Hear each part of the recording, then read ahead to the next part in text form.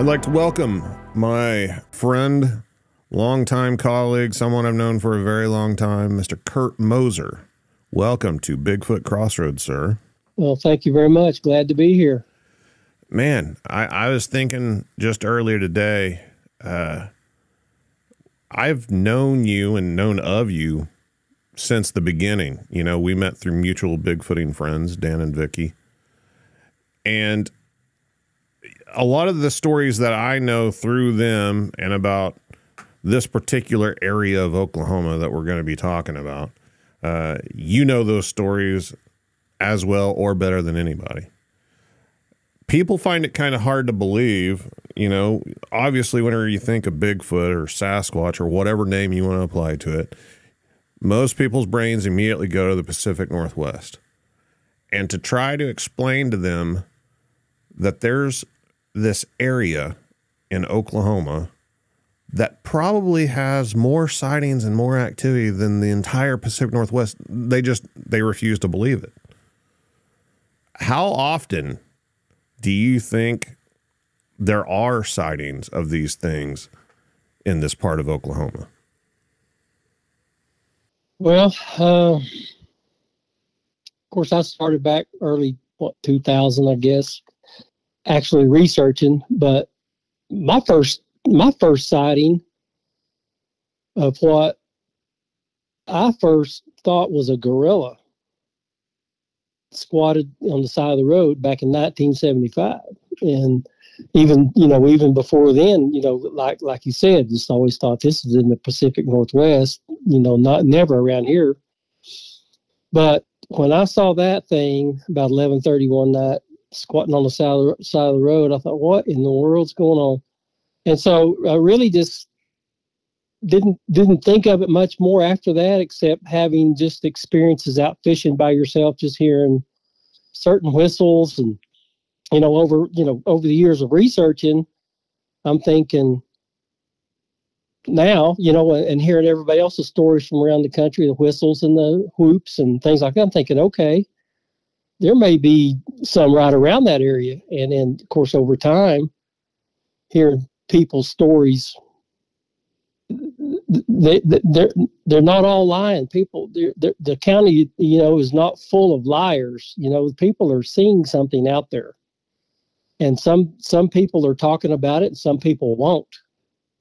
So there's probably a whole lot more sightings out there than you realize, or you probably could even comprehend, really. In this area we're talking about. Well, I know, especially with you, being from that area and knowing the people down there, a lot of the people that you hear stories from and that you meet, you became friends with. Yes. So it wasn't just, reading a report on the internet. You're talking to these people on a regular basis. These are your friends, and you're hearing stories from them. You're hearing the stories that they're hearing from other people. And I got to be honest, man, whenever I first started hearing these stories, from Dan, it just blew my mind. I was like, there's just no way. And then once you start going down there and start experiencing things for yourself, I mean, it's just kind of mind blowing. Yeah. And it's not just in one little certain area. It's like over the whole area. Yeah. Just, multiple places, which gets me thinking at first, I got to think, okay, is this thing just one thing just roaming the area, whatever. But, over the last, couple of decades that I've been doing this, there's multiple Bigfoots down there. I think they territorialize themselves. And because I get, like on one certain night, if you're real lucky, you'll get action wherever you go, Mm-hmm. And I just don't think a Bigfoot could cross the creeks and the valleys and the ravines and stuff to keep up with you and go and bother you when you've gone to another location. And we're not talking about an area that just has vast expanses of forest. No. I mean, this is mostly like open country with these canyons, basically. And in the canyons and, you know, the lower areas around the creeks and stuff, that's where you find the trees. But do you think they're just following the trees and the creeks and the canyons, or are they cutting across open land? What do you think's going on? Because, you know, Dan and Vicky, for instance, our mutual friends, they had a house that was, I mean, it might as well have been in the middle of a field. Right. And their primary research location was just right down the road from them. Right. But they had activity happening up around their house. Well, I think they're smart. They're smart creatures. I think during the day, they stay along the tree lines and the ravines, you know, because we're talking double, triple canopy stuff. You know, when you get down in the ravines, you can see that on Google Earth. You know, it's just, you know, but I think at night is when I think they come out and get out into the open, you know, and raid dumpsters or whatever they do, or chase coyotes, you know, whatever they do, hogs, whatever. It's at night out in the open, I think. And so I think they kind of lay low and travel close to tree lines, because the stories I've heard, you know, people have told me and stuff, is whenever they see them in broad daylight, they are just inside a tree line. Yeah. You know, they're not out in the wide open. But with that being said, our old friend Randy, yeah, before he passed away, well, it was after he passed away actually, but before he passed away, we knew of this.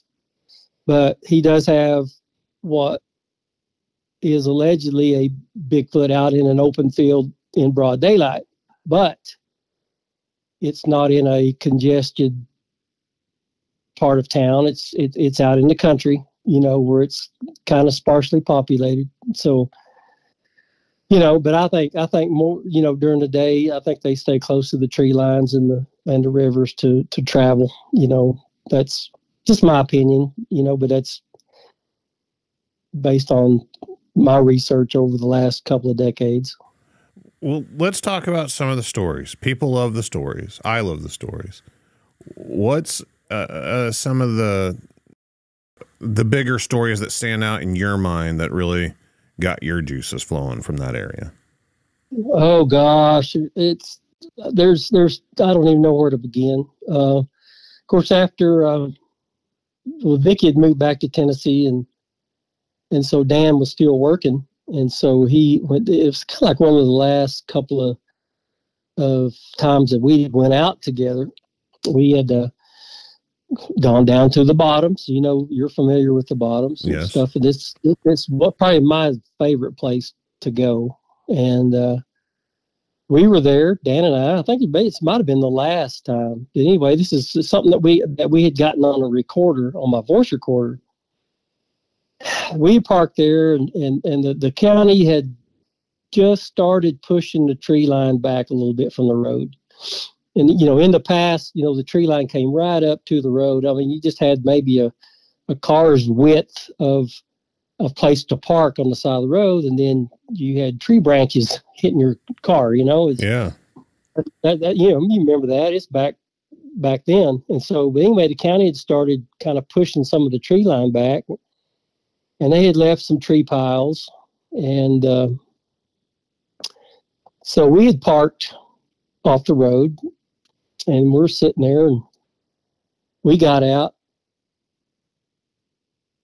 and we were just kind of leaned up on my truck, and all of a sudden we hear this, what sounded like a tin can that hit behind us. You know, like a gallon coffee can or something like that. You know, those metal ones. You know, you hear that metallic thud, just that thump. You know, It hits the ground, and we're going, okay, what's that? You know, what did that? And so Dan said, after a little bit, he said, "You got your flashlight with you?" I said, "Yeah." And he took his 9mm with us. You know, just for protection, not from Bigfoot, but from, you know, hogs or whatever. And he says, if it steps from around that tree pile, he said, you light him up and I'll poke him. I said, okay. Because we were that close. I mean, we were talking where the trip pickup was to the tree, that tree pile was probably 10 feet. Oh, wow. And so, yeah, we were that close. And so we never did ever hear anything after that. And we'd walked up and down the road a little bit, stuff for like another hour and a half, 2 hours after that, and nothing happened. All this time I had my voice recorder going. And I get back and I start playing this stuff on the voice recorder never picked up the tin can sound. It picked up this language. And then the voice recorder, the other stuff going on like little bitty laughs, but we're hearing this. That was about the same time we heard the tin can in my voice recorder. Well, when Dan says he goes back into the truck to get his 9mm, and he pulls the slide back on that 9mm. And you can hear the slide going back. And then on the voice recorder, you hear this gasp, like a, and then you hear in broken English, you hear un. And to me, it sounded like it said, oh, he's got a gun. Wow. And so then after that, we kept hearing this, and I'm not going to say the F word, but you could hear this, F them both. Okay. Now, both to me means two of us, me and Dan. Yeah. F them both. F them both. I mean, this was getting sinister, whatever this was. And I was getting chill bumps, and I was getting creeped out listening to it on the voice recorder. And you didn't hear any of this in person, just on the recorder? Just on the recorder. Now, Matt, that's a place down there where you can be there, you can pull up and nothing happened all night long, but you could get up there at certain times and pull up, and then you're leaving within 5 minutes because something's coming up around you. Yeah. You've been there, you've experienced that. This is the same place. And when I heard that on the recorder, it just really flipped me out. And Dan couldn't believe it either when he heard it.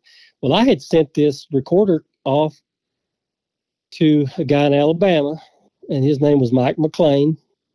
And it was before he passed away. He had a lot of, I guess, some good recording type analyzing voice, Yeah, he had some software that was pretty good. Right. Yeah, and so this is all the stuff that he had highlighted and pointed out to me and sent it back to me. And some of the stuff that, his software picked up stuff that I didn't hear with my own ears when I was hearing it. I mean, and I've got that on the thumb drive somewhere. But anyway, so, that happened. And then, of course, here the last, 3 or 4 years there. I mean, every time you go, it's like a different experience.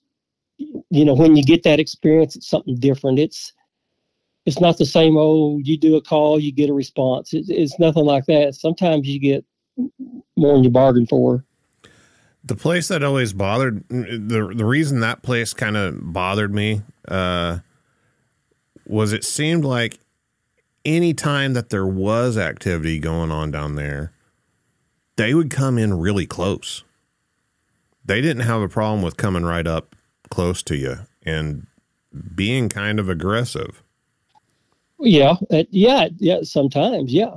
And so this one particular time, Steve and I went, and Steve, he's a real good guy. He's a Native American Caddo, and he knows a lot of people that knows a lot of stories, and because they're all tribal and intertribal down there, and so they talk amongst themselves, but they keep it to themselves until they trust you. And so some of them's got to where they trust me, and so they come out with some stories. But anyway, Steve and I one night, we were there, And by this time, they had pushed the tree line back quite a ways, probably 100 foot. And then the Johnson grass took off and got tall. And we're there, same place. We get out. And Steve's got a keen eye. I mean, he can see stuff I can't. So he saw a kind of a pathway, a trackway. And there was 4 muddy impressions that was on top of the Johnson grass that had kind of been laid down. Then it went on into the tree line. And we counted, I got pictures of the muddy impressions, and there's like 4 of them. And Steve's striding these things out, and then as far as he could stride, that was the stride in between the impressions. And so it was a pretty good stride. So, and this was across the road from where we had parked. And so we're just kind of hanging around, and we get up, we're walking around a little bit, and we're hearing movement basically on both sides of us, both sides of the road. But we can't tell what it is. And so a little bit later, we go back to the truck, and we're sitting in the truck for a little bit. And then all of a sudden, we're hearing this movement on my side of the truck. And it's like something, I said, Steve, something is walking out of that tree line and in that Johnson grass, but I can't see it. And it's like there's a bunch of walking, like a bipedal walking. And it's coming closer and closer. It got to a certain point to where then it started pacing back and forth. And it's just beyond the tall Johnson grass. We can't see it, but it's out of the tree line, but it's still in that tall Johnson grass behind it. We can't see it. I'm looking through my FLIR, can't see it.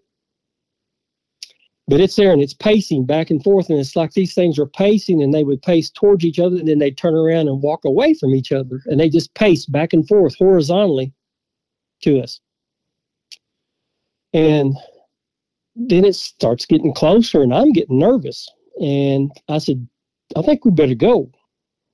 And so we drove up the hill and stopped, turned around, and I parked. And it was probably like for a couple of minutes. I wasn't gone long until I finally got my nerves back. I said, okay, let's go back.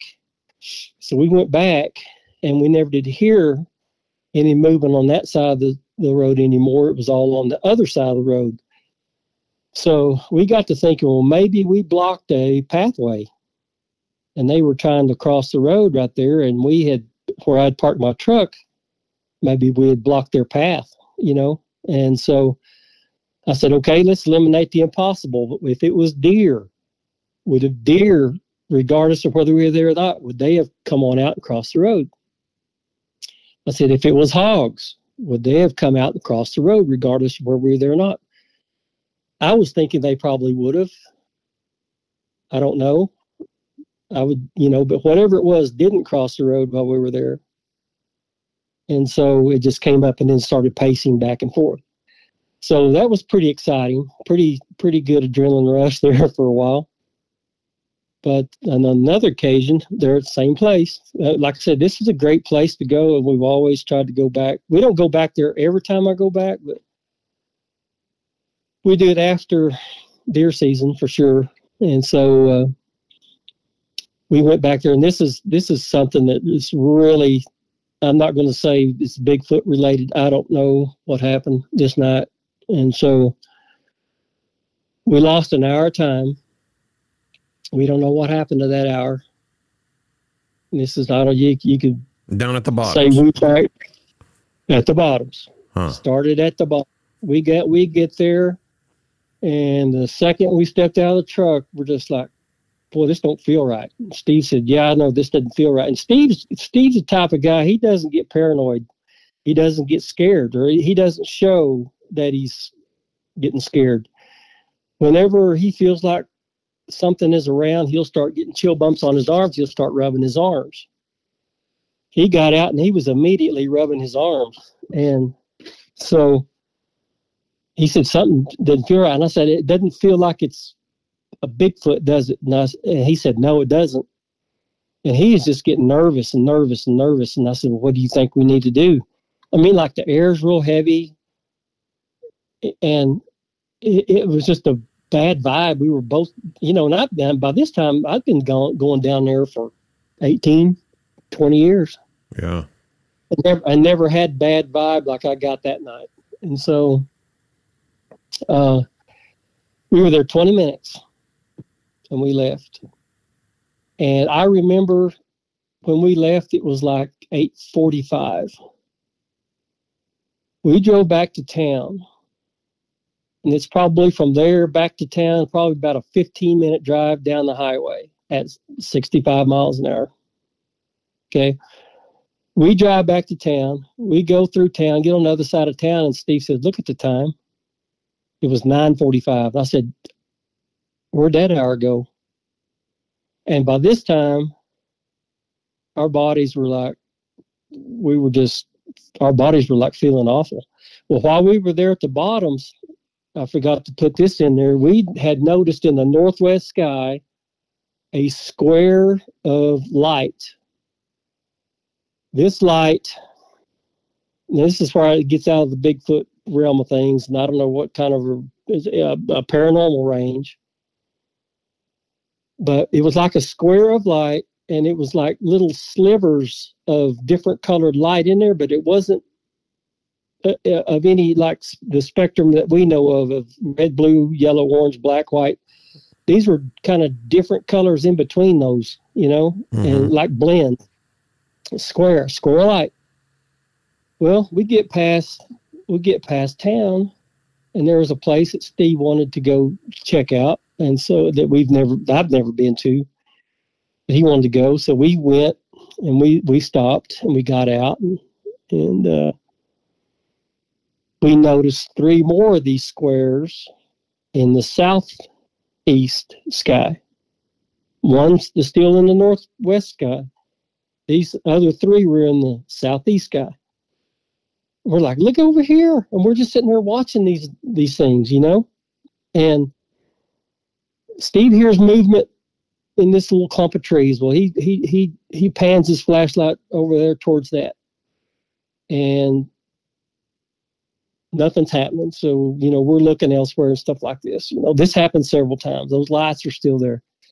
All of a sudden, out of the direct west, we see this flashing bright white light coming at us, and it's flashing. And it's flashing. It's getting closer, and it's getting closer, and it's getting closer. And we're like, okay, what's happening here, And so a little bit I can hear the rumble of a jet engine. And I thought, okay, that's a jet. It's going, and it turned, and it's going towards this square of light in the northwest sky. Or in the northeast sky, I'm sorry. Out of the northwest, here comes another jet, and they fly in formation, and they go towards this square of light. Steve hears movement again, so we draw our attention back into this little clump of trees. He's hearing movement back there. And so next thing you know, we look up again, those squares of light are gone, disappeared, and those 2 jets fly off towards Oklahoma City. From Tinker Air Force Base, I would assume. Probably. Yeah. But what happened? Our bodies were like out of rhythm. Mine was out of rhythm for like a couple of days. And Steve said, yeah, his was like maybe a day and a half. And it was like you're dumbfounded as to what just took place. And it was that way, like I say, for me for a couple of days. But we still to this day don't know where that hour of time went.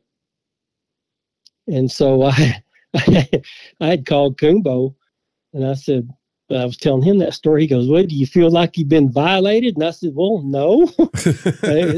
Like maybe I was abducted, or something like that. I said, well, no, I don't. I don't feel like that happened, but whatever happened did happen, and it happened to both of us.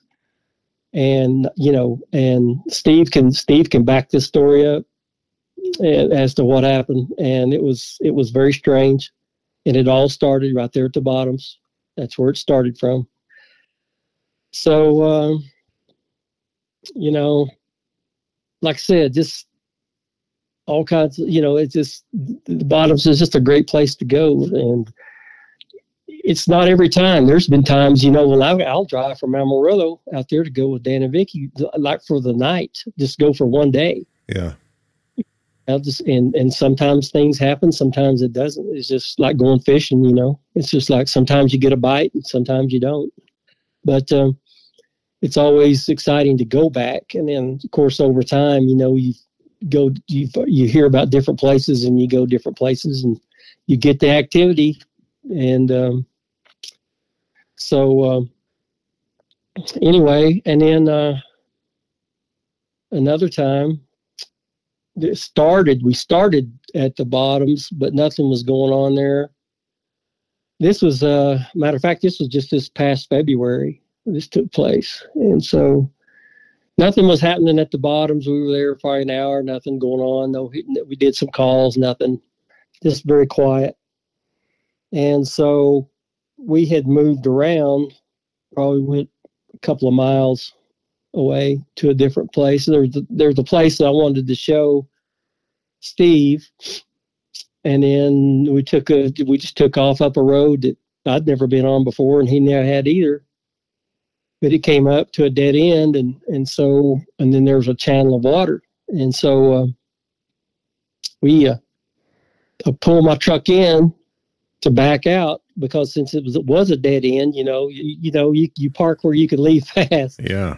And so I was turning my truck around, and my headlights hit something in this little channel of water, and it looked like a tree stump, because it was dark. Whatever this was, it looked like a water-soaked tree stump. And so I get pulled around and stop, and Steve's side of the truck was closest to this thing. We're probably, I don't know, 50 feet away, maybe 60, something like that. Wasn't very far away. And we're looking at this thing. I get my FLIR out, and I'm looking at it, and I said, well, that's got to be a tree stump, because as long as we've been here, this thing hasn't moved. It's not an animal because we didn't scare it off. So what is this? Where I'm still thinking tree stump. So I took a picture of it with my FLIR, and it just lit up black hot. Whatever was giving off a heat signature gave off a dark black, coal black signature. And so this is what this thing did. I'm thinking, well, if that was a wet tree stump, would it be giving off a black hot signature? I don't know. So Steve said, I'm going to take a better look. So he gets out of the truck, and I'm still, sitting in the truck with the FLIR on. Never think to hit the record button on the FLIR, never think about it. Took the picture, but I didn't hit record. He gets out, and he heard some movement beside him. So he pans his flashlight into these trees. I'm still looking at this thing on the FLIR, and this thing disappears right before our eyes. It didn't fly off like a crane would, because we've experienced cranes down there at night, and they'd take off flying. It didn't run off. Wasn't like a person that didn't run off. It could have been a beaver, but a beaver sat there. I mean, whatever it was, I'd say 1/3 of its body was out of the water, standing up, straight up out of the water. So I'm thinking, I don't know if a beaver would do that or not. I don't know how deep that water was out there, that little channel, but whatever it was, just disappeared. And no splashing heard or anything like that? No splashing, no sloshing, nothing. It either went underneath the water or it vanished somehow. It just did. I'm assuming it went under the water, but I, panned around, and I never saw a black hot signature come up anywhere, again after that. And went back the next day, saw no tracks. I still don't know how deep that water was. It was fairly deep. And so I don't know. I don't know if a beaver would stand up like that for any length of period of time or what. I figured he would swim around and disappear, or slap the water with his tail or something. Never, nothing. Didn't do anything. It just disappeared. Have you heard stories about Bigfoot swimming around up there?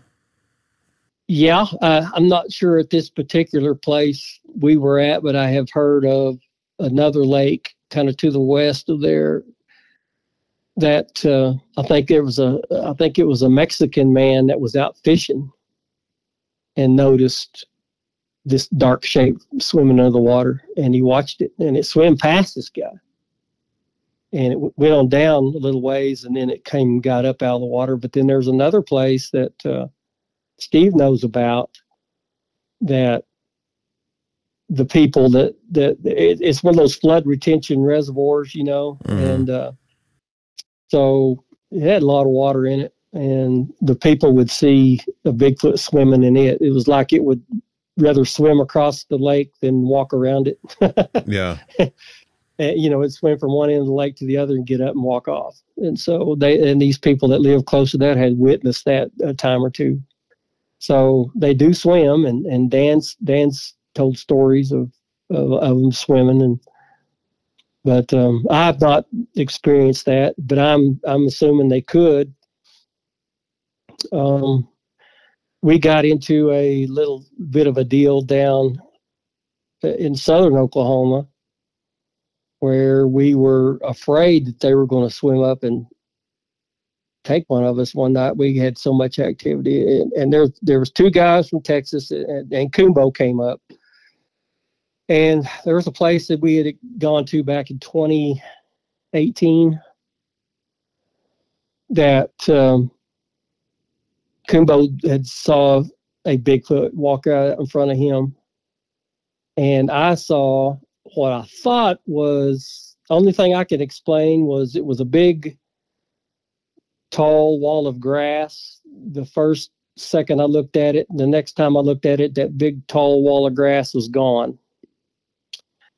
So, I can't say I saw Bigfoot, but whatever was there 1 minute and then gone the next. But anyway, when we drove around to the other side of these woods and stuff, and Kumbo got out of his truck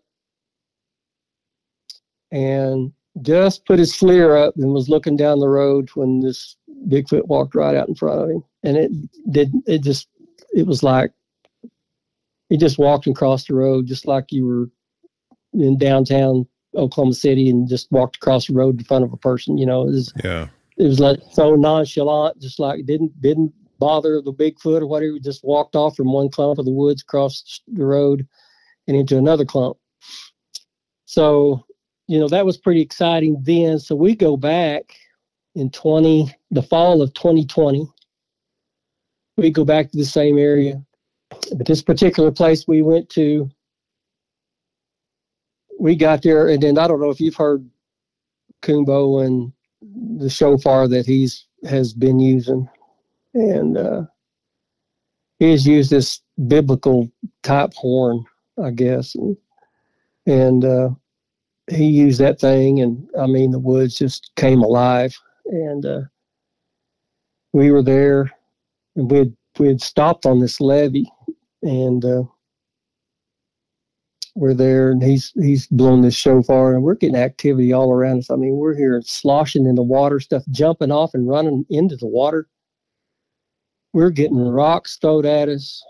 It was crazy. We heard a tree get pushed down, and it was just a crazy night. And then we saw the Bigfoot, and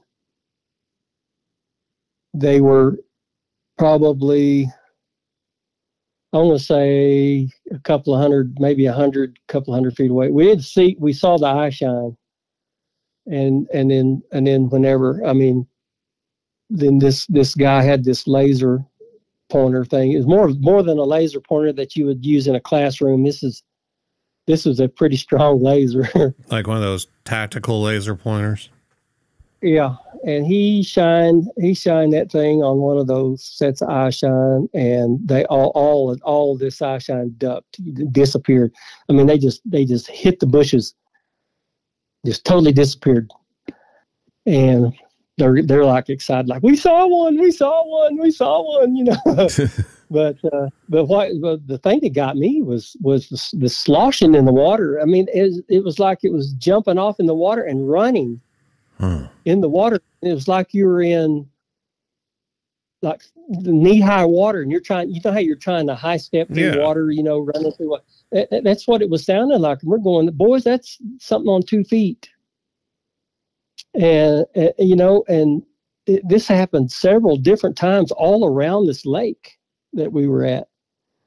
And then, but what got me was, you know, Kumbo was kind of up there with those guys, you know, talking with them. And I thought, I'm going to stay back here behind just in case. And that's when the big rock got thrown at us. And so that got our attention. So Kumbo said, don't, you stay on this road. Don't get close to that water. He said, because these things can swim. And they'll snatch one of us right off this road if we're not careful. So stay up on the road, you know. And he was very sincere about it. And so I went back this summer, well, back in April, I went back to that same place and looked around in the daytime. And, you know, and there were some people that were parked. They were camped at the area that where we had seen the eye shine. And so I finally got my nerve up there to go up and just talk to him a little bit.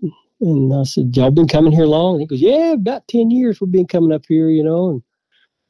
And I said, well, have you ever heard anything strange or seen anything strange up here? And they just kind of looked at each other as man and woman, husband and wife. They kind of looked at each other and they said, well, no, not really, not enough to run us off. That's how they put it, you know. And so I just kind of left it at that. But I drove around there a little bit, and I found where whatever it was that threw rocks at us. I mean, we're talking basketball size boulder riprap rock, you know. And so I found a camping pad that had all these rocks around it. And then I'm thinking, well, that's just not very far through there. I can see the lake. And so I walked down there a little bit later, and I thought, whatever threw the rock at us got it from this pile right here, I'll bet you. And so, you know, I just kind of either, you know, trying to add 1 + 1, you know, to equal, you know, whatever activity we had, something was sure doing it. And so, of course, you know, trying to eliminate the impossible. A deer wouldn't throw the rock at us. You know, the deer would, or a raccoon or whatever, would not pick up a big rock like this and throw it at us. Something had to. You know, when you eliminate everything, what does that leave you? You know, a Bigfoot or a human being. Yeah. And we were the only ones around there that time of night. There was no other cars around. You know, nobody camping. And it ain't easy to chunk a head-sized stone like that. You got to get pretty close. Yeah, exactly. You know, and you know, there was from where this rock pile was to the edge of the lake there was a lot of trees in between. So he didn't just like either chunked it over the trees, or he couldn't have chunked it through the trees, or we'd have heard branches breaking and stuff, you know, before it hit the water. Yeah. So whatever was out of the tree line and tossed it, you know, and that was pretty good adrenaline rush too that night. And so, but I stayed there. I'd stayed there till probably 11:30 at night by myself, and you know, and really never, you know, had nothing happen, you know, that particular time that I was there. But man, when Kumbo and me and Wade were there, it was pretty good adrenaline rush. But you know, I don't get out as much as I used to because of, you know, family business and whatever and stuff like that. But I still get out. But it's like I said, it's not every time I go out I get anything to happen. You know, it's not every time. It's, you know, what I'm telling you here is, you know, like 1 out every 10 times. Yeah. You know, going out. But this is also your own personal stories. These aren't. These are personal stories. I have a great nephew that helps his grandfather on his mother's side of the family farm. And so down there around Anadarko area. And so I get in touch with him because, you know, his granddad doesn't believe in anything, Bigfoot, whatever. Yeah. And he's farmed down there forever and just doesn't believe it. And so, of course, I'll ask my great nephew, if he's ever experienced anything. He goes, well, yeah, he has. And so, he says, but I don't talk to my granddad about it because he thinks I'm dumb. So, but he did say, and I got the picture of these, he's had several calves that had been kind of killed and just left, not tore up, not just, certain parts of the body eaten, and that's it. So he said, I do want to know what's happening here. And so I said, well, ask him if he would mind if I put out some cameras, and stuff like that, where this is taking place. And he goes, yeah. He said, come out anytime he wants to, just let me know, And so whenever I go down there, we put out some cameras, and this one night, I had two cameras that I put out, and it was after dark when I started putting up this camera. I thought, do I point it towards the tree line by the creek, or do I point it towards the hay bales? And the story with the hay bales is they would notice these big round bales that are like, almost 6 foot tall bales, standing up, would be rolled out into the middle of their pasture. And then some of them would even be pushed down. And so they want to know, okay, what's happening with this? So we put our camera up there, and I put one camera to look at the bales, to watch the bales. The other camera, I was setting it up. It was after dark. And as I was setting it up, it kind of goes on a timer. Once you turn it on, it's running. Well, while I'm trying to set it up, and I had this camera pointed towards the tree line, and then I'd finally end up turning it towards the hay bales to watch the hay bales to see if something was coming up, hogs, whatever. Something was pulling hay out of the top of the hay bales, not on the sides. I told my nephew, I said, you're on the sides, it's probably hogs. I said, but up on top, that's puzzling, Yeah. So we'll watch the hay bales. And so we leave, and the next morning I go back and get the cameras. Well, it was about a week later before I could even get a chance to even look at the pictures and so I'm studying these pictures, and first of it is when I'm putting this camera up, it's picking up eye shine in this tree line, and something's watching us, and it's not close to the ground. It's whatever it is standing up watching us, because that's the way the eye shine was. Well, in the several pictures after that, this eye shine has moved, from our right, like from my right as you look at the tree line to the left. It has moved in several different places. So whatever it is watching us. So we put up the camera, and we leave. And then the other pictures in the camera, something has walked by the camera with hair. Huh. And it picked up not real long, stringy hair, but this was like dense, fuzzy type hair. I don't know. Really strange. Well, then I'm looking at these pictures, and I've noticed that the camera has moved in position, because I can see the skyline to the west, and there's different, like houses back there with security lights or whatever like that on. And anyway, the camera has moved because different pictures are of different parts of the skyline. And so I noticed something, and I'm looking at this, and it looks like a face. It looks like a face. Looks like something that's come up to the hay bales and is peeking over the top of the hay bales. So you can see the forehead, you can see the eye sockets, and you can see a nose. And I said, I got something here. I'll send you the pictures. Yeah, yeah. And the hay bales are like what, 6 feet tall? I think he said 50. I think he said they were like 58 inches. Okay. But these are 1,100-pound bales. Yeah. Being rolled out into a field or being pushed over. I've got those pictures. But the thing is with it, I look for tire tracks. There was no tire tracks like maybe his granddad had backed up to a bale and maybe ran into it or whatever, or picked it up and decided he didn't want it and dropped it, that kind of a thing. There was no tire tracks coming up to the bales. And by this time, you couldn't see tracks, of any kind around it.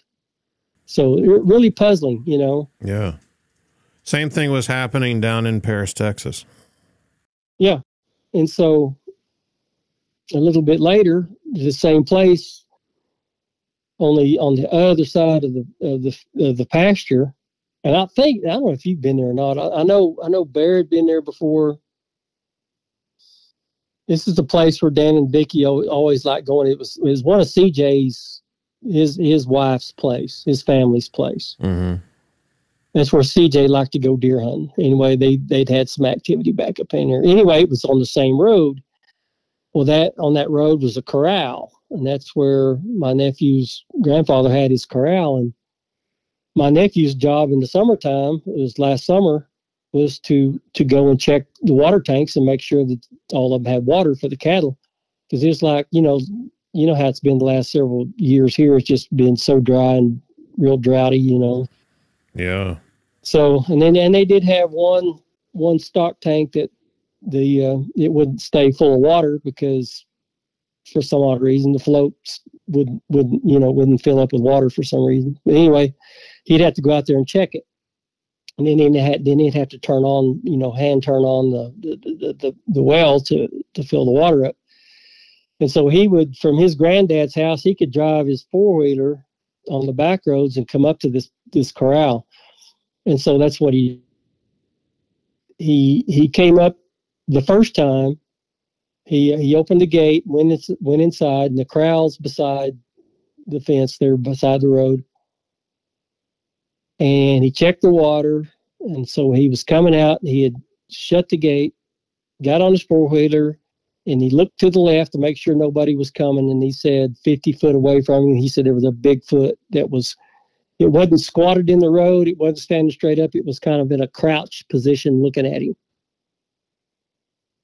And he said this thing was covered in hair. He could see its nose. He could see its mouth. He could see it was a round head. It wasn't the conical shaped head. He said this thing had a round head.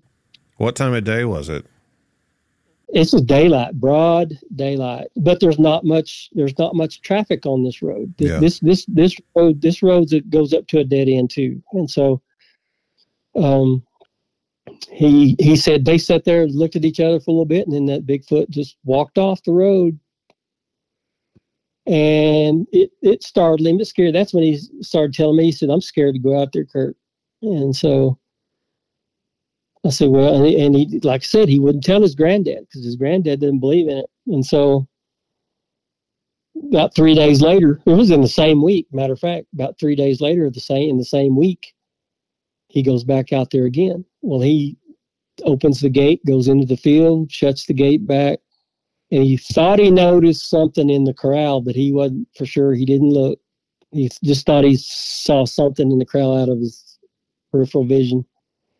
He goes on down, checks the water tank, comes back, does the same thing, comes out. And he said, by this time, that thing is out in the road again. And he tries to get his camera out to take a picture of it. And he said his camera just lost all its power. Huh. It just died. So he gets on that 4-wheeler and he spins off and he takes off and he's going. And he gets down there close to this intersection, and he said, I put on my brakes. He said, the brakes on that 4-wheeler quit working. And I'm trying to stop. And he said, I got close to that intersection. He said, the brakes finally locked up, and I flipped. And I landed in the ditch across the road. And he said he got up, and he was looking at his 4-wheeler, and he just happened to glance up that road, and that Bigfoot had followed him. It was a quarter mile. He said it followed him to the crest of the road and was sitting there and just kind of looked at him just to see, like he was seeing if he was going to be okay. Huh. And then the Bigfoot walked off again. So he takes me out there and I just, from where he said the Bigfoot was to the intersection of the road, I try I zeroed out my odometer and I drove it, and it was like two tenths of a mile away was where that Bigfoot had stopped and was watching him, just to see if he was okay, I guess. And so then then his phone starts working. He calls his granddad, come get him. And he didn't tell his granddad what he saw. He just said, I just had a wreck. But, and so, but this is another place that we've been watching. It's 30 miles away from the Bottoms. Have you ever had any equipment malfunctions like that? Yes, I have. Down at the Bottoms, as a matter of fact, first time it ever happened, at my FLIR and my recorder. And my recorder was showing 100% on the battery, and the FLIR was showing like maybe 75% battery power. And at this point in time down there, the Game and Wildlife had come in and put in a fence. Why just one section of fence? And, I guess just to keep people from parking there and taking four-wheelers back off on that side, to the refuge or whatever. But anyway, we're there, and I'm just going to start using my equipment just while we're there. And all of a sudden, power went out of everything. Both the FLIR and the voice recorder, the power just dropped. I said, boy, this is not working. And so we're there a little bit later, no power. And so finally we take off and we drive. We get a couple of miles away to another spot, and we stop. And I get out and I try the equipment, and it works. Both pieces. Yeah. And so, I've had that happen. That at least once. It may have happened a couple of times. I can't really remember. I think what's weird is whenever you feel like you're getting a real good something on your voice recorder, you may hear the wind whistle, or you may hear a bunch of, white noise or whatever, when you're supposed to be hearing something, Yeah. Just weird, just, that kind of thing. It's just, it's unexplainable. Some of the stuff to me is just hard to explain. I don't know any answer for it. It's just my experience, and I'm not by myself, and I'm experiencing this. Steve, or my nephew, is with me when we experience this stuff. Are there? Have you heard UFO reports from that area besides the experience that you had? And I don't know that it was a UFO. I'm just calling it that for a lack of a better explanation. But is that something other people have talked about that you've heard? Not that I heard of from around there. Now, around the county, yeah, there's been UFO reports in the past, and especially back in the 60s, whenever there was a lot of reports, back in the day, and where I grew up, I grew up, not very far from Fort Sill. Mm-hmm. And back during the Vietnam War, helicopters and jets and artillery was, helicopters were flying all over the place, and jets were flying all over the place. And so you knew those sounds, and you knew what the lights looked like at night, and you identified them, and you knew what they were. And artillery shares, the stuff going off 24 hours a day, or artillery going off. And so I knew what they were. I know, and I'm a pilot myself, so I know the lights on an airplane. I know where the strobes are located. I know where the red and green lights and landing lights and all this stuff are on the planes, especially with I flew. Of course, anything like that, it's going to make a sound. But there's people that's said they're seeing lights in the sky that give off no sound at all. Yeah. Back in the 60s, there were a lot of reports in the county of UFOs, and this is by farmers, Yeah. And if you get off on some of those farms, it's not like a flat farm like in Iowa or something like that, where you can see the end of your property or whatever from flat land. This is property out there with ravines and valleys and deep I'd say, I don't know what you call them, small mesas or whatever, in between the valleys and all this kind of stuff. It's not like, and then when a farmer gets off there, he may have to go down into a ravine or into a valley between two hills to check his cattle and stuff. And this is where there's some of these reports, they're seeing these things down in these valleys that have landed. It's not like you're seeing him. He's not sitting in his front yard seeing them. He's actually out on his property and seeing them on the ground. Seeing them on the ground. Man, that's spooky. Yeah, and so I haven't heard anything from here lately about anything like that. Now there's some natives around. If you get to talking to them, some people, some of the Native Americans in the area will get together. They'll just call, neighbors up from the country, around the countryside. Hey, we're going to have a cookout and we're just going to sit around and tell Bigfoot stories, see what's been happening lately, and they'll do that. Mm-hmm. Well, we were invited to one time, and these people were talking about these strange lights that they're seeing and stuff. But is there a connection between UFOs and Bigfoot? I don't know. Jury's still out on that, as far as I'm concerned. I don't have enough. I don't have enough facts. I don't even know where to start researching stuff like that, except just through stories that you hear from different people that have, over the years has experienced that type of thing. But I was just curious because, I had always heard Bigfoot stories, but I had never heard any UFO stories until the one you just shared. So I was just kind of interested if you had heard other stories from that area. No, I haven't. Not that anybody's told me. It's just that one, Steve and I, and Steve he'll attest to it. If you ever have him on the show one time, he'll tell you the same thing. It was quite an experience that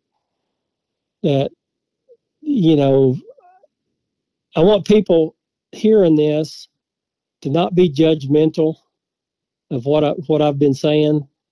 Be curious, because anybody that's telling you a story, not just me, but anybody that's telling the story of their event that happened to them personally, be curious, not be judgmental, because it could happen to you, and something strange or weird could happen to anybody that you can't explain. And this is what I'm saying. I can't explain what happened, what I saw, and what Steve said. He can't explain it either. We've tried to debunk it. We've tried to, like you say, eliminate the impossible. Mm-hmm. And we just can't. We just don't know, because those lights, those squares of light, with these ribbons of light in these square, whatever it was, did not move. And we even asked ourselves, is somebody shooting up a hologram up in the sky? I'd even asked Steve that. I said, do you see how some towns will have that big spotlight, that goes up, and it just, you'd see the beam of light going up in the sky, and then the circle, the spotlight. We're looking around for that. We can't see it. We can't see any of this. It's just those squares of light that were up there, and then they were gone. So strange. But, just for everybody out there hearing somebody's story, don't pass them off as crazy. Just be curious, and and not just so much judgmental, but be curious about it, because they're the ones that experience that.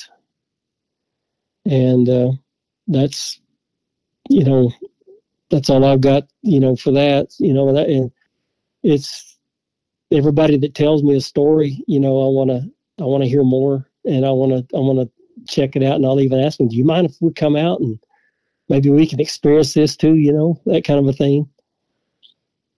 And with a lot of the stories, that we've been told, by different people, a lot of Native American, a lot of tribes, talk about it, is they're not that far-fetched. I mean, it's not like they're just crazy about. I mean, just making stuff up, you know. I mean, after you get to know the people, it's just, yeah. I mean, these aren't crazy people. No, they're not. They're good old folks that they have a story to tell too, and then a lot of them they're not going to go to the BFRO or anything like that with their story. They're not going to do it, and they pretty much keep it quiet. And you know, and when they see Steve, you know, they trust Steve, and they see me with Steve a lot, so they get to where they trust me, and so some of them will, you know, tell stories and stuff like that. But it's usually Steve and I together is when they tell the story. Mm-hmm. Or Mike, another friend of ours, he's got some pretty good experiences himself, and I've gone out with him on his property, and it's like, yeah, you got it going on here too. I'll let him tell his story sometime. Yeah, I'm trying to get Mike on. I'd love to have Steve on. I talked to Steve, you know, years ago. He had some great stories back then, but I can't imagine how many he's collected since then. There's a funny story that Steve knows about it because he was part of the law enforcement group that went out at this one time. There's this one house that's out there that they can't keep renters in this house. For some reason, people leave and it gets rented out and then they leave. And so anyway, these people were there, and Steve was on patrol when he was a local policeman there in one of the towns. He heard the call from the BIA cop, Bigfoot call out, Bigfoot, you know, he's going out to this house, blah, blah, blah, gave the address, stuff. Steve says, yeah, I know where that's at. It's a Bigfoot call out. So there was a county deputy that had been monitoring the same channel, the countywide channel. He hears it. So they just, you know, Steve, he knows what it's about, and he knows what's going to happen when he gets there. Nothing, you know. And so he just kind of drives slow, takes his time getting out there. Well, and the county deputy, he knows the same thing because they have call outs all the time, and they don't even mess with them anymore. So he kind of goes out there. Well, they kind of get out there together, and Virgil, the BIA cop, he had his sirens going. His lights are still going on his car. He's there, and he's talking to the people that live there.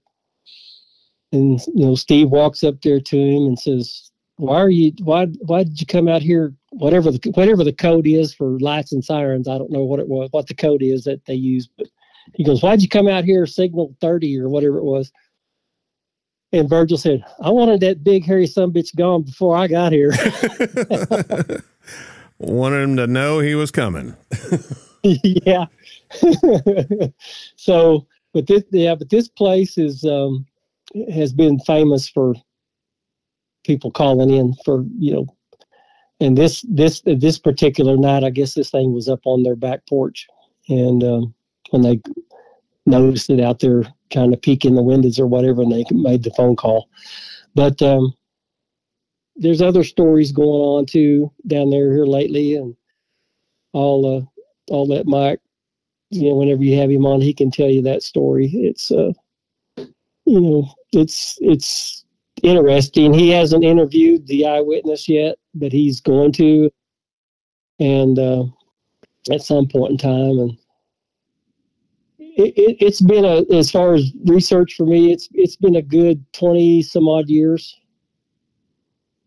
Worth it. It's worth the drive back home and to do it. Of course, you know, like I said, when Dan and Vicky were living back there, shoot, I was gone back every other weekend or whatever. But now it's not as often, but I go out, and I don't even wait till nighttime to go out. Sometimes I'm just out there.